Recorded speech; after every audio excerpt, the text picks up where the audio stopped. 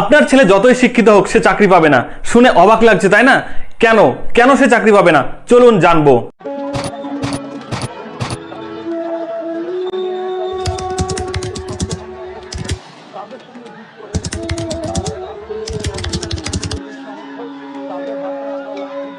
বর্তমান পরিস্থিতিতে যদি সবচাইতে কোনো খারাপ অবস্থায় কোনো শ্রেণী থাকে মানুষদের মধ্যে, তাহলে সেটা হলো এই শিক্ষার্থী বা শিক্ষিত সমাজ।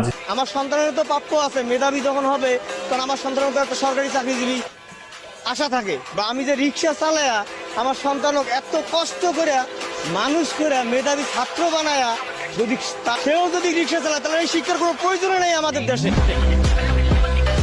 যারা এখন বিভিন্ন রকমের সরকারি চাকরি বা বিভিন্ন রকমের চাকরির আশায় দিনের পর দিন পরিশ্রম করে যাচ্ছে, কিন্তু তাদের শেষ বেলাতে কিন্তু সেই চাকরি হয় অন্য কেউ ঘুষের মাধ্যমে, না হলে কোটা সিস্টেমের মাধ্যমে নিয়ে নিচ্ছে।